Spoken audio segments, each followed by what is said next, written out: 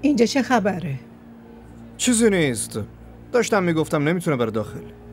اصرار داشت که بهادرم باهاش بیاد. داشتم میگفتم آبروی خودتو که بردی، پس حداقل آبروی ما رو حفظ کن. مردم چی فکر میکنن وقتی تو و بهادر رو با هم ببینن؟ راستش ظفر درست میگه. اقبال اصلا راضی نبود که تو بیای. ببین بهادر. سلام علیکم. علیک سلام. بهتره که از اینجا بری. مهمونا دارن میان و نمیخوام نمایشی برپا بشه. و گیتی تو میتونی بری نیلمو ببینی.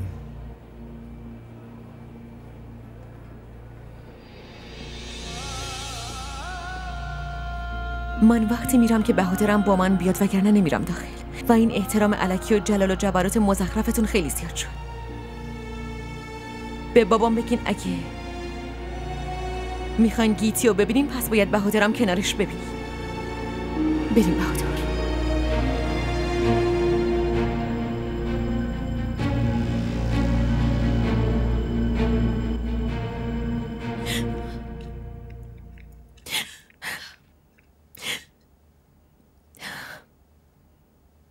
من نباید میومدم اینجا. قسم خورده بودم که پامو توی این خونه نمیذارم بهادر. اما به خاطر حرفای تو و نیلم من الان اینجا اومدم. و بابام اگه میخواست با هم اینطوری رفتار کنه بس برای چی منو دعوت کرد؟ من از خودم عصبانی هستم، از تو هم همینطور.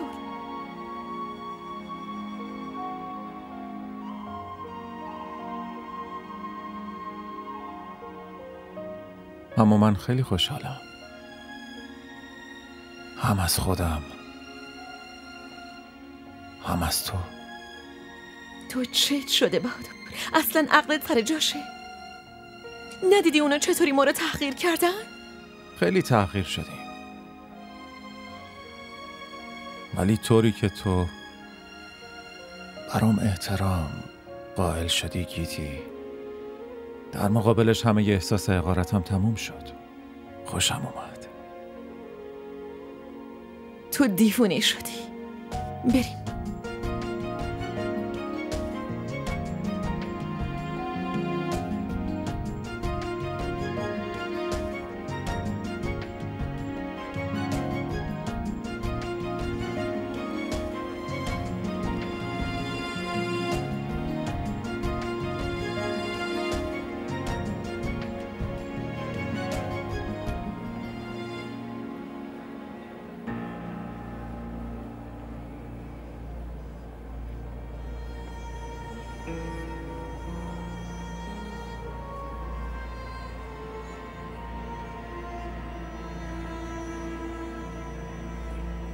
آبجی چی شده؟ ناراحت به نظر میرسی.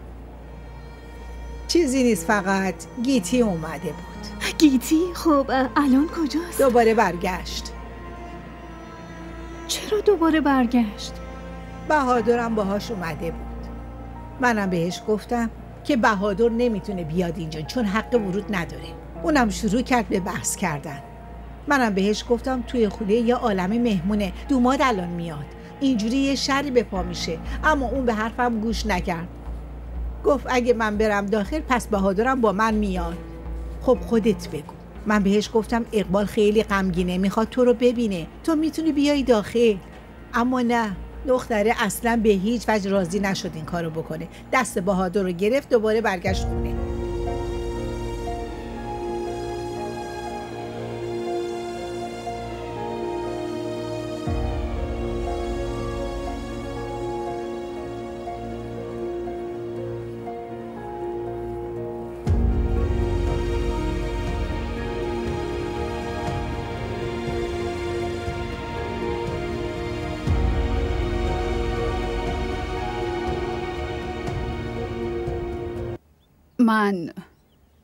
من میخوام گیتی آرا رو ببینم. من گیتی آرام. شما کی هستی؟ جهان آرا، مادرت.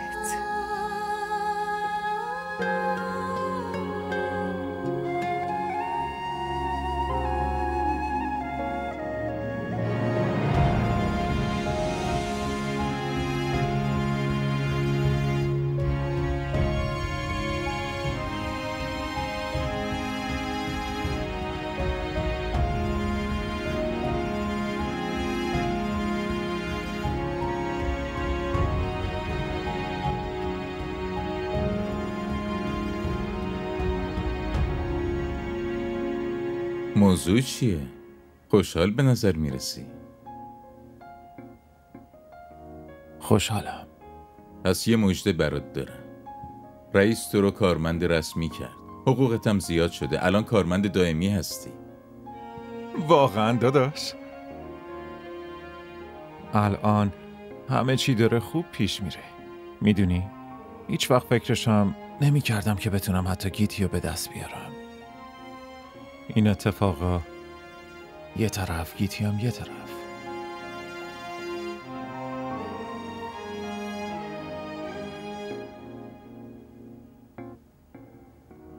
به نظر میرسه رابطه شما دوتا داره صمیمیتر میشه.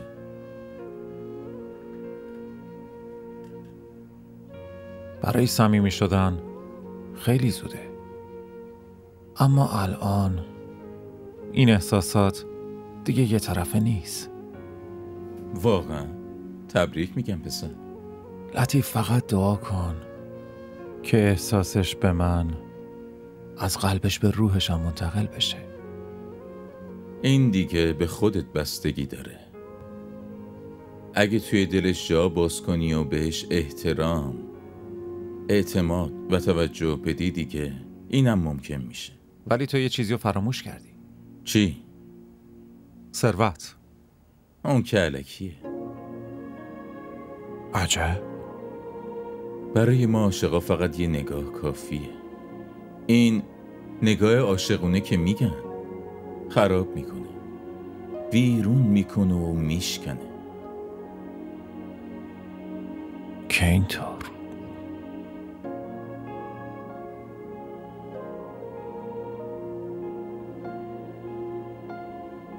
منو در جریان بذار داداش.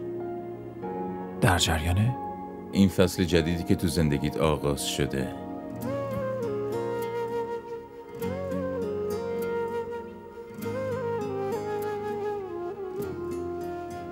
برای ما عاشقا فقط یه نگاه کافیه.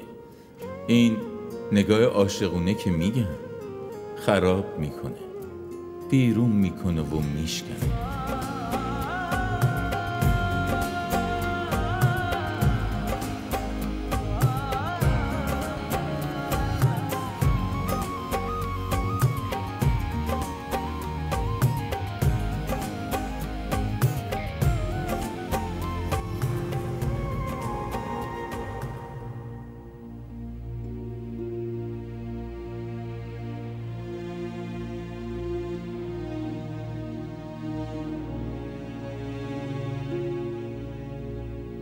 بفرمایید.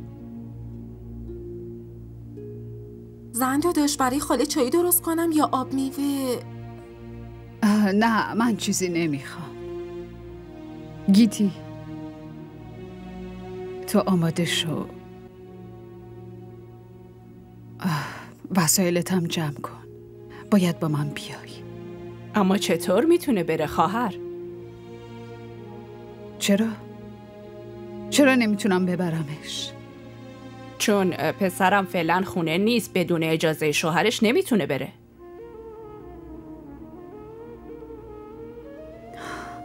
من نمیتونم اینجا بمونم چون دیرم میشه. باید برگردم زودتر. رافع دخترم به داداشت زنگ بزن، بهش بگو سری خودشو برسونه. چشم مامان. لازم نیست خاله. مامانم اومده که منو با خودش ببره و برای رفتن با مامانم من به اجازه کسی نیازی ندارم. در ضمن من نیومدم اینجا که برای همیشه بمونم. یه روز بالاخره باید میرفتم.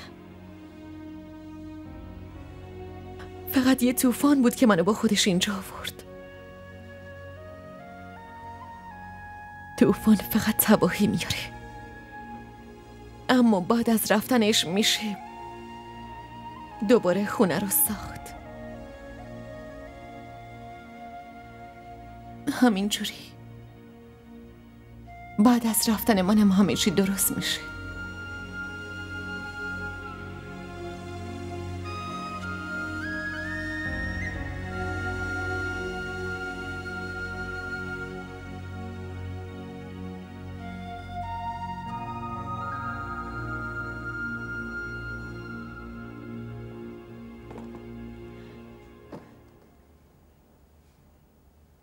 واقعا دارین میرین؟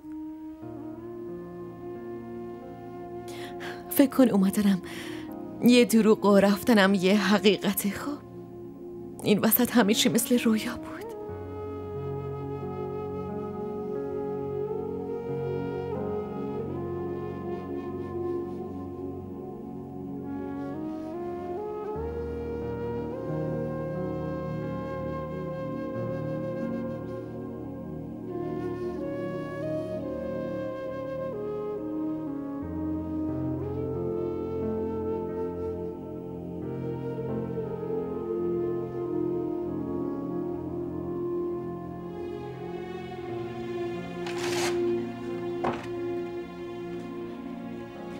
این نامه رو بده به بهادر و توی این چمدون برای تو رنا لباس و جواهراتو میذارم، بعدش میرم. زن داداش اینه که وسایل شما، ما چطور میتونیم این وسایل رو بگیریم؟ این از طرف من برای شما 2 تا هدیه است. در ضمن رنا قراره ازدواج کنه دیگه، اینو به دردش میخوره. راستش من توی این خونه دست خالی اومده بودم و دست خالی هم از اینجا میرم. مگه میتونیم دست خالی بریم؟ منظورت چی؟ عشق داداش بهادر، محبتش، مهربونیش، اونا رو چی کار میکنی زن داداش؟ اونا رو میتونی اینجا رها کنی و بری؟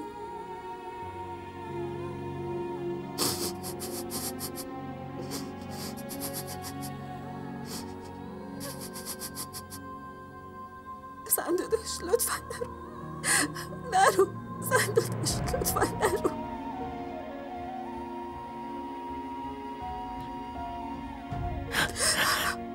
زن داداش لطفا.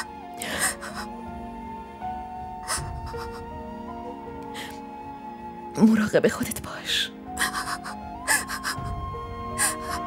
زن داداش.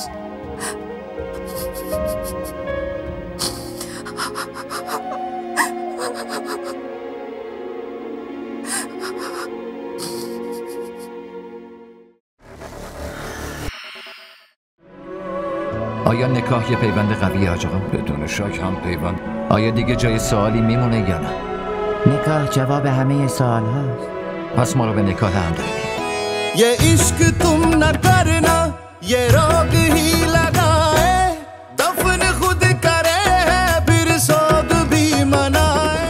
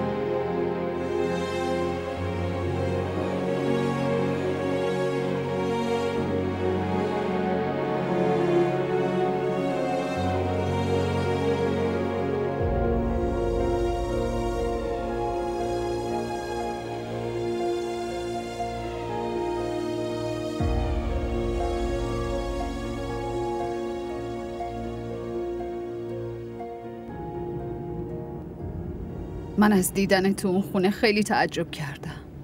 توی اون محله کوچیک، توی اون خونه کوچیک با اون پسر کارگر ازدواج کردی. اینجا چه خبره گیتی؟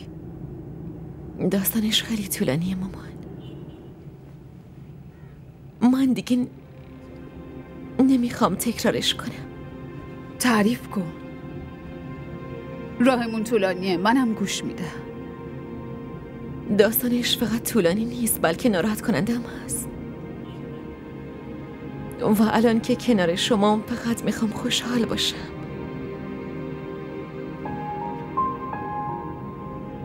هر طور راحتی دخترم. ما دیگه خیلی فرصت داریم. حسابی با هم حرف میزنیم. شریک غمای هم دیگه میشی.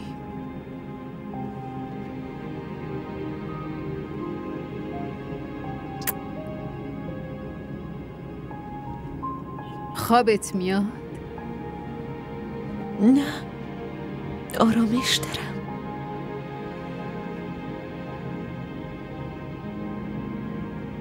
میدونی چیه گیتی؟ اون چیزی که فکر میکردم در مورد ظاهر تو همونی دقیقا. چاله روی چونت، صورت سفیدت، حتی موهات، همه چی همونطوریه. همونطوری که همیشه فکر میکردم. من مثل شما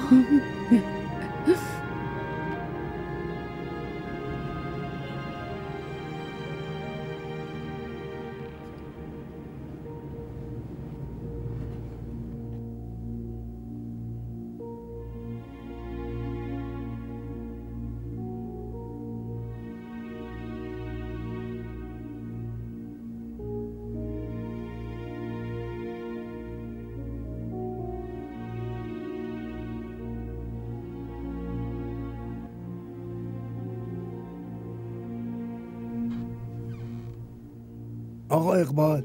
بله منم جمیل.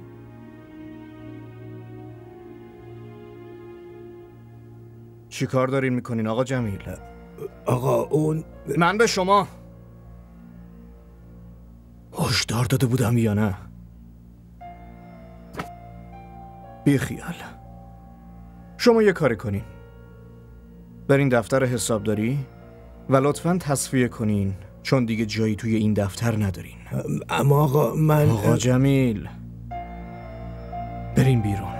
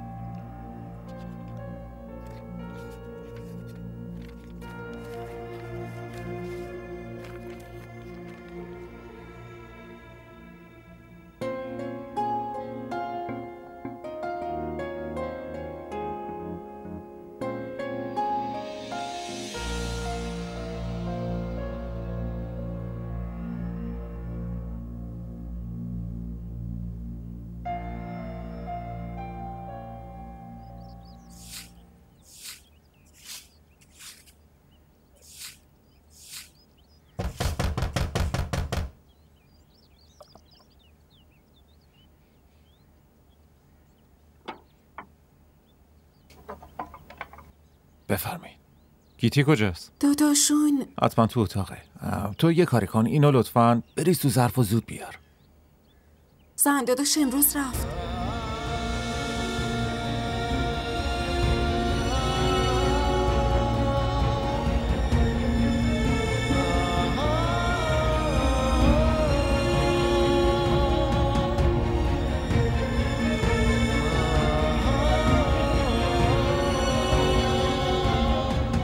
من خیلی بهش گفتم اما اون وای نستاد. مادرش یه بار گفت با من بیا، اونم پا شد رفت. چی بگم؟ نگران نباش، رفته خونه مادرش نه؟ چند روزی اونجا میمونه و دوباره برمیگرده. اینم از خوشخیالیتونه. اون برای دوباره برگشتن نرفت. واضح گفت بر نمیگرده. چه تیپ و قیافه‌ای داشت، چه ماشین و ابهتی داشت مامانش. آخه چرا بخواد برگرده؟ فکر نمی کنم. چی داری میگی قدسی؟ اون با بهادر عقد کرده، با این خونه ارتباط داره. من فکر نمی کنم این ارتباط دیگه ادامه داشته باشه.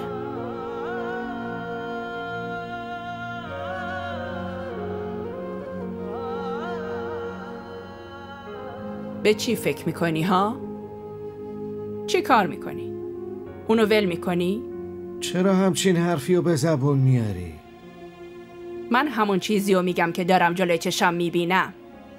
یه چند روز صبر کن، اون وقت همه چی برات روشن میشه. از من میشنوید؟ تو برو کراچی. برو با مادرش حرف بزن، ازش بپرس این چه کاری بود که دختر از خانواده شوهرش گرفتی و رفتی. انگار خونه شوهرش نه، بلکه تو هتل زندگی میکرده. مادرش با ماشین اومده، دخترم پا شده و رفته، حتی اجازه هم نگرفت. عجب دختری بود. اون شوهری که برای آرامش و راحتیش شب و روز و یکی کرده بود، وقت رفتن حتی بهش یه خبرم نداد. اون وقت مادری که حتی صورتش هم ندیده بود، با یه حرفش فوراً پاشو جمع کرد و رفت.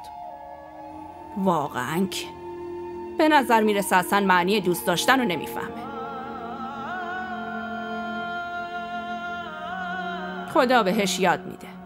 یه روز همه چی رو میفهمه. حالا ببین.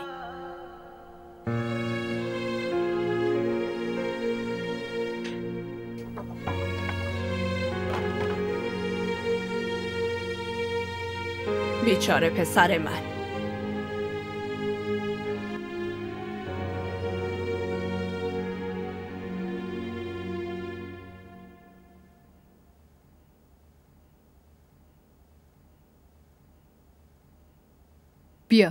بیا اینجا. بیا بشین اینجا.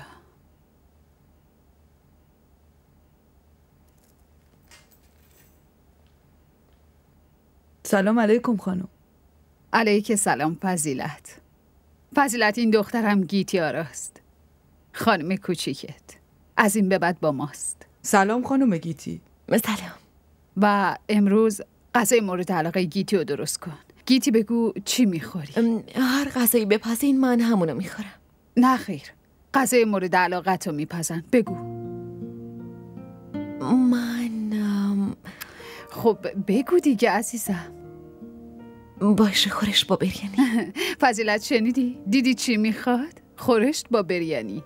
حالا فعلا برو برامون آب میوه بیار. چشم خانم. خیلی خوشحالم که دیگه پیش من میمونی عزیزم. اول آب میوه‌تو بخور، بعد میبرمت همه خونه رو نشون میدم. الان میگم که اتاقت هم درست کنن. خیلی خوشت میاد. خانم آب میوه.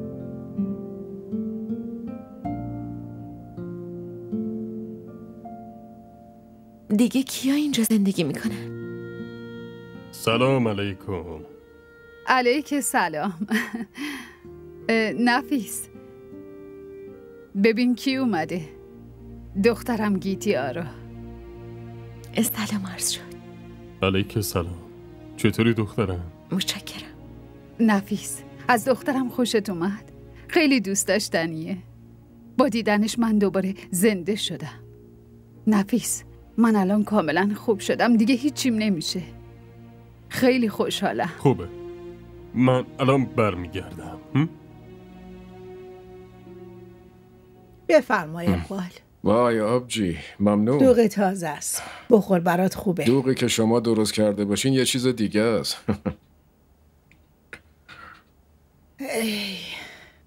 سلام علیکم دایی. علیک سلام پسرم. ظفر، چی شده پسرم؟ همه چی خوبه؟ چی بگم دایی؟ اصلا خبر خوبی ندارم. چرا؟ چی شده بگو. الان میگم. اون آقا جمیل که هست. آره، جریان چیه؟ اون هیچیش نشده. داشت یه کاری میکرد که گیرش انداختم. ای وای ظفر، چی کار میخواست بکنه؟ اجازه بدین مامان، دارم میگم. داشت خیانت میکرد. از حساب پول برمیداشت. دیدمشو گیر افتاد. وقتی هم پرسیدم درجا انکار کرد. این همون آقا جمیله نه؟ مرد مسنه با ریش سفید، قیافش که خیلی نجیب به نظر میرسید. اصلا هم نجیب و مظلوم نیست دایی، من که اخراجش کردم. آفرین بهت، تو خیلی کار خوبی کردی. اما آبجی، من اصلا باورم نمیشه. آقا جمیل سالهاست که توی شرکت با من کار میکنه. این همه سال ذات انسان رو بالاخره میشه شناخت. من که خیلی ناراحت شدم. آدم ها عوض میشن اقبال. حتما فکر کرده تو که اونجا نیستی. هر کاری خاص میکنه، هرچی پول خاص میتونه برداره. اینم بچه‌ست از کجا بفهمه؟ اما نه، پسر من خیلی عاقل و فهمیده است. تو الان باید خوشحال باشی. جلوی ضرر گرفته شد. حس میکنم حالم بهتر شده آبجی. به نظرم از فردا بهتره برم دفتر. ظفر هنوز بی تجربه است. دایی شما نگران نباشید، من مراقب کارا هستم. شما استراحت کنید. من برای این بهتون نگفتم که شما نگران بشید. آره تو هنوز به استراحت نیاز داری. کارخونه و بقیه کارا درست پیش میره؟ آره اصلا چیزی برای نگرانی نیست. همه چی عالیه، فقط همین موضوع حساس بود.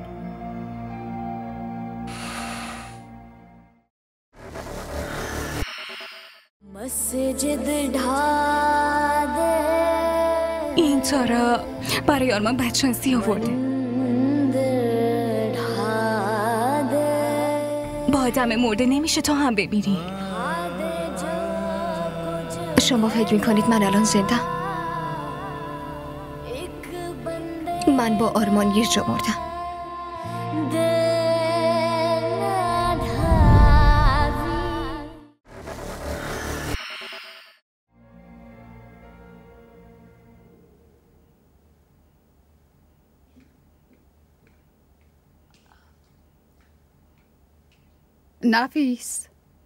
نفیس تو هنوز لباستو عوض نکردی که. تو دخترتو آوردی خونه حتی از من نپرسیدی؟ من که گفتم دارم میرم حیدرآباد گیتی رو ببینم نفیس. آره گفته بودی میری حیدرآباد، اما اینو نگفتی که اونو با خودت میاریش اینجا. از اومدن گیتی به اینجا ناراحت شدی؟ من ناراحت شدم که تصمیم به این بزرگی رو بدون پرسیدن از من گرفتی. اگه با من مشورت میکردی خیلی خوب میشد. تو که خودت میدونی نفیس، من چقدر بی‌تاب دیدن گیتی بودم. به خاطر جدایی از اون گریه کردم. همه چیو که میدونی. پس چطور این فکر رو کردی که من برم اونو ببینم اما با خودم نیارمش اینجا نفیس؟ چون اون سال هاست پیش باباش بوده. من فکر میکردم میری میبینیش و بر میگردی. نه اصلا اینطور نیست. اون خونه اقبال حسن نبود. اون ظالم خیلی به دختر من ظلم کرده. خانم غذا روی میز حاضره. گیتی خانم تنها نشسته. باشه بریم. وای نفیس، تو هم زودتر لباستو عوض کن و بیا، گیتی تنها نشسته. فراموش کردی؟ دخترت اومد فراموش کردی. چی؟ کی لباسمو حاضر میکنه؟ آره من همین الان لباستو میارم.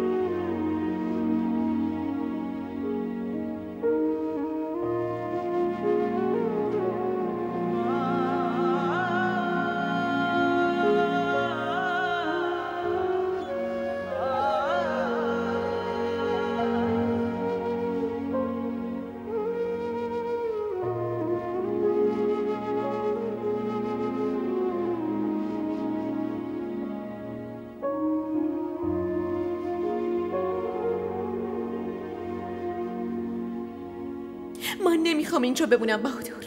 میخوام برم کراچی پیش مادرم. همین. از منم فاصله بگیر.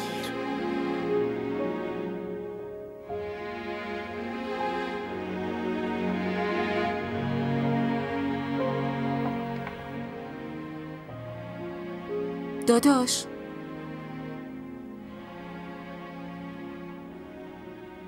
زن داداش گیتی اینا رو برای شما گذاشت و رفت.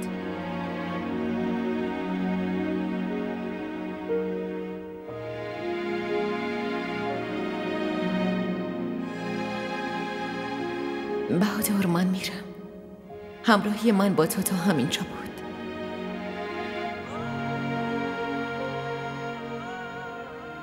برای دیدن مامانم اومدم بیرون و وسط راه تو به هم برخوردی. مامانم خودش اومد دنبال من. یعنی من دیگه به مقصدم رسیدم. الان موندن توی مسیر حماقت مگه نه؟ و در ضمن من عمدن باهات خداحافظی نکردم و رفتم، نه به این دلیل که مانعم بشی، بلکه به این دلیل که نمیخوام صورت ناراحتتو ببینم. تو همه کار برای من کردی و من خیلی خیلی ازت ممنونم. دعای من اینه که همیشه خوشحال باشی.